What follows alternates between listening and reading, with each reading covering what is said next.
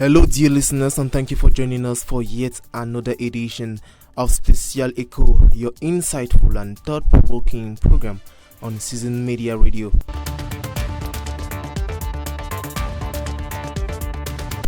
Over 65% of Cameroon's population is under 35. Unfortunately, youth unemployment is on the rise, with poor money management persisting. Today, we dive into how financial literacy can shape the future of Cameroon's youth, especially at a time when digital fraud, unemployment, and rising living costs threatens financial stability. And to discuss this with us is a young, visionary financial expert and advocate of financial literacy, Tehum Alpha. Good day, Tehum, and thank you for accepting our invitation. Good day, William. Thank you, Season Media Radio, for having me. It is an honor, and I do not take this for granted. Can you briefly introduce yourself and your work in financial education or economic empowerment? I am an accountant by profession and a financial literacy advocate working with young people and emerging leaders. I work in alignment with the Sustainable Development Goal, that is goal number 1, that says no poverty, right? So that's what I'm about. And yes, the youth of today are the leaders of tomorrow. That's why I'm working with emerging leaders. We might not be leaders yet, but we are emerging because we are the leaders of tomorrow. Once again, thank you for accepting our invitation. Now, what trends are you observing among young Cameroonians in terms of financial habits or entrepreneurship? I think 3 financial mistakes stand out. The very first is that they have no financial plan. A financial plan is basically a projection of how much you want to earn, how much you want to save, how much you want to invest, how much you want to spend within a particular period of time. And if you know how much you want to earn, you definitely know what you need to do to get that money. But a lot of these people, they're like, I just want to make the money. How do you even want to make the money? Because first, if you have a plan, you have a goal that I want to make 5 million by December 2026. So already to make 5 million, you need to give in so much work, so much effort. You need to get information and all of that put together. But you don't even have a plan. You just want to make money. Any opportunity comes, come and do this. You just get into it without even know what that thing is all about. And tomorrow you're regretting. Others, they succeed to make the money, but without the plan, they waste the money. At the end of the day, they have nothing to show for it. So the first mistake is that they have no financial plan. And the second mistake is that they confuse income for wealth. You know, when they have a particular month that they make so much money, they just think that they become financially stable automatically. That's very wrong. Income is the money that comes to you, is the inflow of cash. It could be through your salary, through your freelance services, your allowance, whatever it is, right? But wealth is what stays after the income comes. Right, after the inflow of the cash or whatever came in, what stays, the systems you've built, the savings you have, the investments you have, the properties you have, the structured businesses, not just businesses, but structured businesses you have. That's wealth. So wealth is not just you have 1 million just came in this month and automatically you're a wealthy man. Hello, calm down. So the second mistake is that they confuse income for wealth, and the third mistake is poor record keeping. Especially among small businesses, they don't have any records of anything. I mean, some of them are trying. When I see some of them, I'm like, wow, this is good, but it's not enough, you know. But others, they don't even care. If you ask them that how much did you sell today, they don't know. How much did you spend today, they don't know. They always give you, I think. No, come on, you don't think with money. With money you have to be accurate. You have to give figures, exact figures. How do you intend to make a plan on how much you don't even know you're planning for? So poor record keeping is one of those mistakes that young people often make. So those are the 3 mistakes I think that stand out when it comes to young people and finances. Now, according to you, why is financial literacy an essential imperative for Cameroonian youth today? Okay. I think a financially literate youth is less dependent on the government, on the economic situations, on their parents or family. They are more strategic. They know what they are doing. They know where they are going. They know how to go about everything at any given point in time. And they are more resilient. They know that failing is part of the process. They know that when you start a business, you will not make profit in the first 2 years. That's what we say in accounting. In the finance field, we know that the first 2 years of the business, we don't expect profit. If we make profit, good, but we don't expect. But the youth that does not know this will start a business, and the first year, no profits, and they give up. They are like, this thing is not working for me. But if they are financially literate, they understand that the first 2 years is the entry phase, and at that phase, you're still trying to gain the market. You're trying to make the people know that, okay, you are existing, you're offering this product, and this is how this product or this service solves their problem.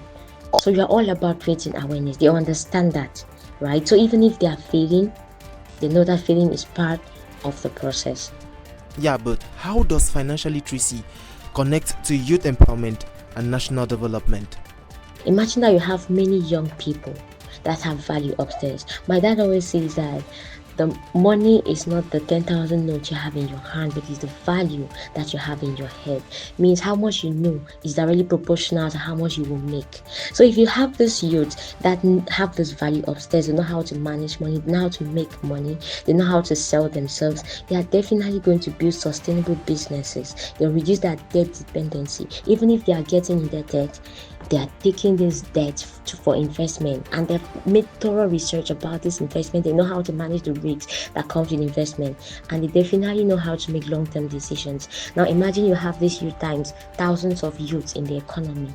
They are definitely going to have stronger households, they are going to have healthier businesses, and a more stable economy. So I think youth empowerment without financial literacy is incomplete.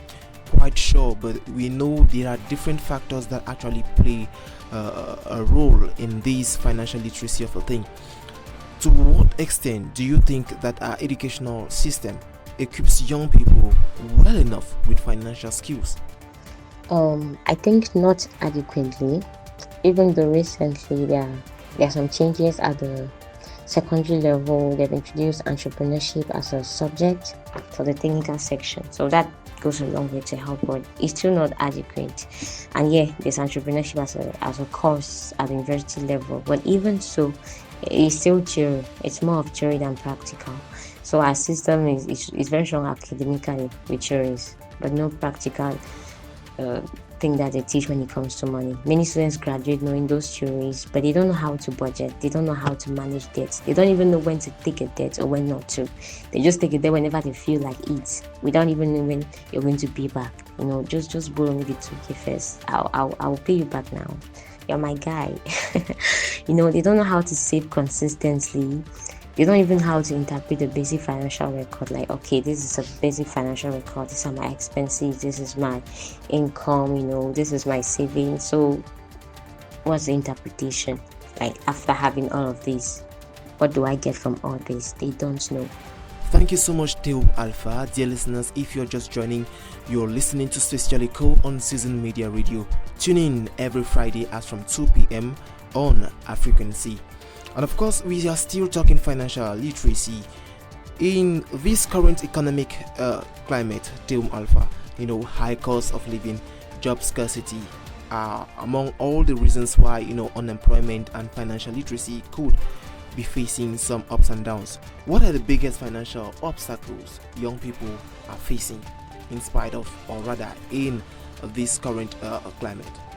Okay, I think the biggest obstacles we have are unstable income, high cost of living, and limited access to formal employment. A lot of youths are unemployed. Again, and many of these youths are juggling with multiple small income sources. It makes budgeting difficult. With the budget, normally on a normal day with the budget, you know exactly how much you're making. So you know that I'm making 50,000 every month. So with this 50,000, I'll save 10,000. I'll use 10,000 for transportation. I'll pay 10,000 for rent. Please, this is a hypothetical situation. It's not realistic. Yeah, but we have unstable income, and we don't know how much exactly made. So this month we make 50,000, next month we make 60. So it really makes budgeting difficult. And also, basic expenses like our transportation, food, data, they keep rising. So it really creates pressure on these youths to seek quick money rather than sustainable strategies. They are like, as long as it gives money, let me do it first. I don't care the implications after. We need to make money. We have to survive. That's it. because of all these things that are pressuring us. Talking about obstacles, there is a new trend that we are observing with the advent of the digital space and all that goes with it.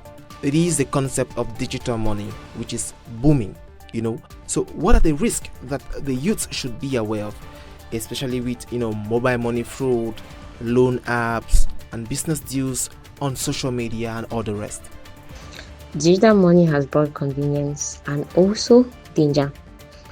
Things like mobile money fraud, fake loan apps with extreme interest rates, very high interest rates, and social media investment opportunities in quotes. That promises fast returns. All of these are major risks. If something promises guaranteed profit with no clear explanation, that's usually a red flag, right? They just tell you, they have bring your 10,000, they are going to multiply it for you, and you have 50,000 in 24 hours. How do you think these people make money? How do they make money? If they are able to multiply their money, why do they need your 10,000? What do they need your 10,000 for? If they can multiply the money they have, they should just multiply the little they have, to have the millions and billions, right? That's because they use the raw pita to pay Paul. And a lot of us are getting into this quick money schemes because of the pressure that I earlier spoke about. We are, because of unemployment, we are pressured. We need to make ends meet. We need to survive. So we just have to do what we have to do. There's no way somebody will tell you to bring 10,000. There's no machine that multiplies money. Those are all lies. There is no machine that multiplies money. So we really have to be aware of all this and take the necessary precautions. I know you want to make fast money, but calm down. Good things don't come easily. Anything that you gain it easily, you're going to lose it easily. So calm down. And of course, it is quite interesting. It is quite good to explain that they should avoid this and that. But then again, how has the economic downturn and the rise, in online fraud cases affected financial confidence? Do you think there has been any negative impact in that light? It has created fear and distrust. Many of the youths, they either become overly cautious and others become overly desperate. Most of them are cautious, like you present to them a business opportunity and they're like, no, I've tried something like this and it did not work. But they tried the Ponzi scheme. You're presenting something practical and like, no, because of the money they lost. It just creates that barrier. They don't want to try something new, something real. They think that everything is fake. And those ones that get desperate is like, remember, they were Peter in the previous situation. They robbed them to pay Paul. So they are hoping to be Paul in this situation. They see it. They know that it's a Ponzi scheme, but they are like, okay, if I were Peter yesterday, I might be Paul today. Then they get into it again. The little savings you have, you go and pour it into that business. And you still become Peter. They still rob you of it. But that notwithstanding, do you think, the persistent, the continuous, because over the years we have heard of people, we have heard of individuals, longing for entrepreneurship. They want to start a career in entrepreneurship, in as much as entrepreneurship is not for everyone, but then again they are gradually navigating towards entrepreneurship. But do you think the increasing interest in entrepreneurship poses as a solution or survival strategy for most of these youths? I think it's both. For some people, it's a genuine solution they are trying to provide, through their creativity and their vision. But for others, it's just a survival means. They are just trying to do something legal to meet their ends meet. That's why it's very important that entrepreneurship should be paired with financial education. You cannot be an entrepreneur and you're not financially literate. It does not make sense. Because without structure in your business, many of those businesses will not last. Wow, that's quite interesting, Theo Malva. And I want to believe that our listeners are actually taking everything you're saying or everything we are saying into consideration with their notebooks, of course, right open in front of them. On that note, we are going to observe a little break. So, dear listeners, stay tuned as we are coming back right ahead.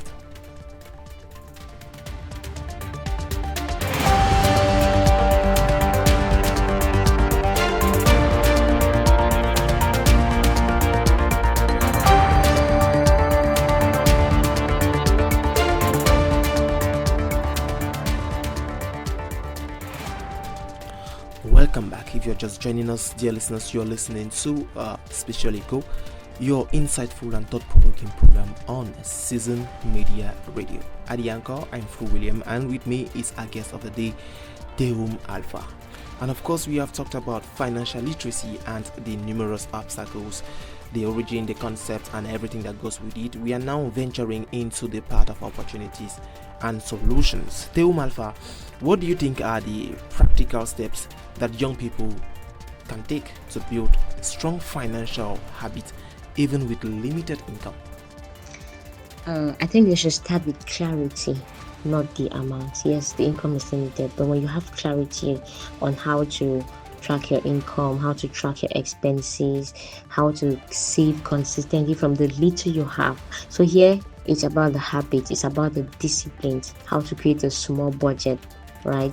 So at this point, the discipline matters more than the income size. When you're able to do this with small money, and like I said, financially literate people, they know that you have to give value to make money. So while you're doing all of this, you're gaining value that you're going to sell in the long run and make more money.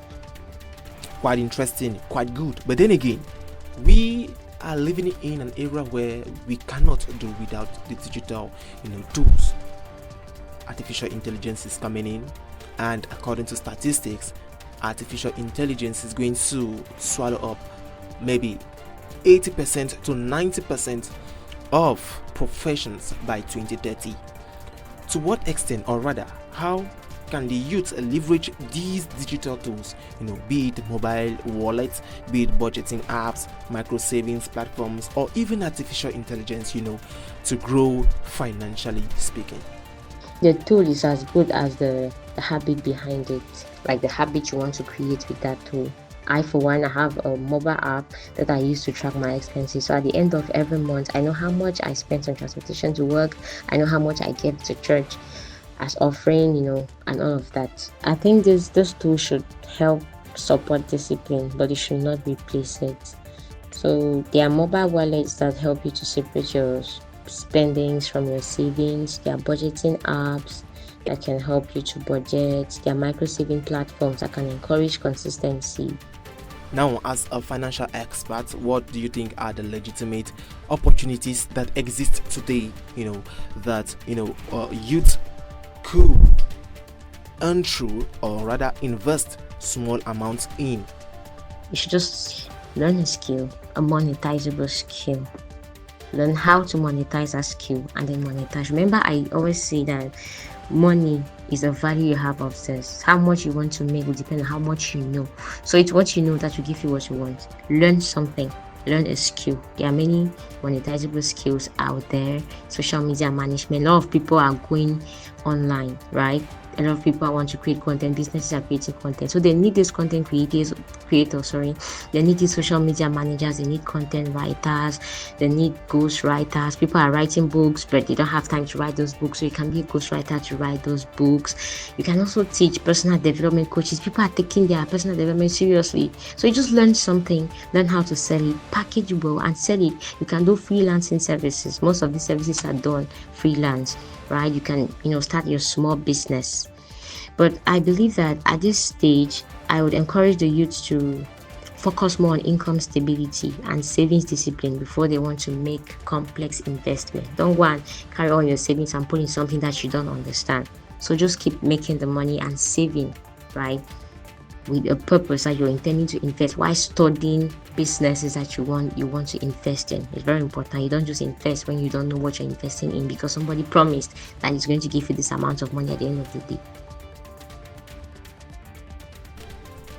Wow, that's quite mouth-watering there, Deum Alpha.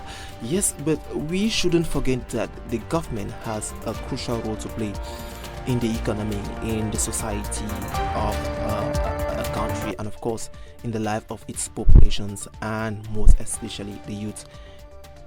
As at now, which government programs or private initiatives actually support youth financial empowerment?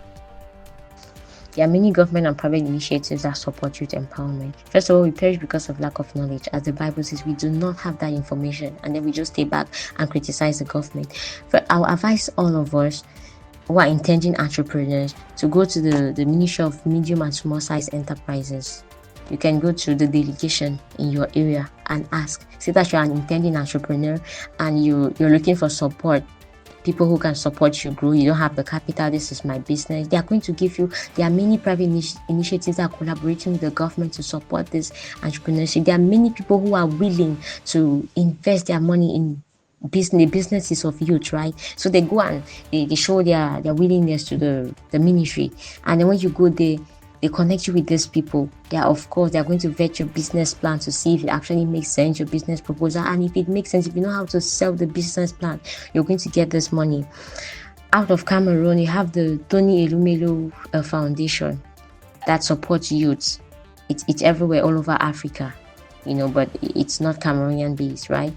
And you can also apply for, they give grants, millions, I think up to 5 million to support agriculture, and small businesses around. And there are many people that win these grants, this 1 million, 2 million, up to 5 million, they give you based on your need for your business after you presented the business plan. So before you even think about this initiative, you want to start a business, do you even have a business plan, or you have it in your head and you want to start a business and you criticize the government that here I am, I have an idea and I don't have anywhere to get funding? Hello, have you asked around and you did not get the funding?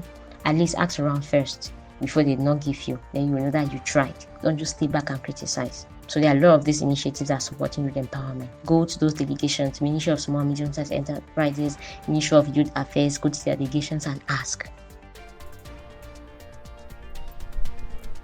Oh my goodness, I believe our listeners are going to agree with me that the topic for today is quite mouth-watering. Now, Teum Alpha, it is rather unfortunate we are gradually signing out of today's program. But then again, if you had to recommend the first 3 steps a 20-year-old, or rather a person in his early 20s, should take into consideration today, what would that be? Or rather, what would they be? The first one is that you should understand the money you already have and that you track it. You know how much you spend for what every month is very important. The second thing is that you should build a saving habit. No matter how small, even if it's 100 francs a day or 100 francs a week, depending on how much you have, right? You should have a saving habit, have the habit to save. And then the third is that you should invest in learning a skill. Remember I earlier said that money is the value you have upstairs, and this value is basically your skills and your talents. Many of us have talents that we don't even know. You need to identify these talents in you and then harness it such that you can sell it, right? You need to learn skills. There are a lot of monetizable skills. I mentioned some and there are a lot more. Learn a skill, package this skill and sell it. There are people that do not even master what they are doing, but because they know how to package it, they are making money. And you who even have a mastery, don't know how to package it, you're suffering, you're broke. So those are the things I will advise you do at 20. Recommendations that are worth taking into consideration. But then again, Teum Alpha, I know we have made mention of this before. I mean, making mention of the government. But do you think Cameroon should adopt, a national financial literacy curriculum just like she does in other sectors? Absolutely, we should, and it should be practical. Budgeting, saving, debt management, basic entrepreneurship. Okay, yes, entrepreneurship, they're already doing that. And digital finance risk. They should introduce it early and they should adapt it to our realities locally. They should not just be talking about things that they cannot relate, that we who are listening to them cannot relate with those things. So they should be able to relate it to our reality so that it makes the learning easier, because we can relate it to a reality. This person did this, me in this situation at this time, this is what I would do. Is very, very important. Thank you so much, Alpha. As we are drawing the curtains for this edition, what do you think, for your last words, what role should schools, families and media play in financial literacy, in promoting financial literacy, as we draw the curtains for this edition of today? I have a lot to say about this, but I'll try to really summarize it. I think we should start with the family. An average Cameroonian grew up in a struggling family, and this struggling family, mostly poor, in quotes, they have a limiting mindset. They are contented with what they have, and they've accepted their fate.